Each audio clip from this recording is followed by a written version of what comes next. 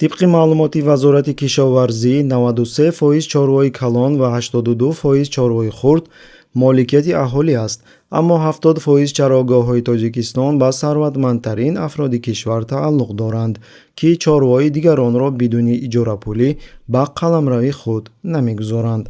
در این باره عارف خواجه‌زاده رئیس کمیته دولتی اداره زمین و گئودزی تاجیکستان روز 21 ایول در یک نشست مطبوعاتی خبر داد. طور او به خبرنگاران گفت تقریباً 4 میلیون گکتار زمین کشاورزی کشور چراگاه است، اما وقتهای آخر شکایت‌های زیاد شده است که آنها را صاحبداران کلان خریدند و حالا برای چرانیدن چاروا اجاره طلب می‌کنند. اصلا مردم یمی دیو زمینو کورم ندارن، فقط شغلشون با چاروداری. یادداشت میکنیم که مشکلات انحصار کردن چراگاه‌ها و نرسیدن خوراک چاروا مردم عادی تاجیکستان را کیها به تشویش آورده است، زیرا نرخ گوشت و محصولات شیری منتظم افزایش یافته ساکنان کشور را مجبور میکند که مبلغ بیشتر را در خوراکواری صرفه‌جویی نمایند.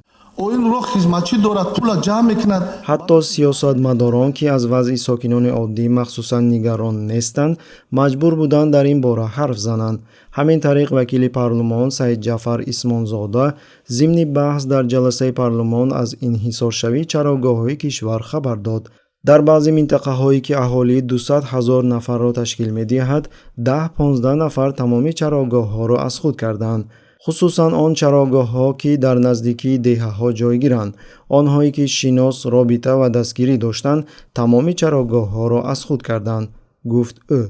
قیمت خیلی ارزونه، همین به زمین چند کیلو میکنه.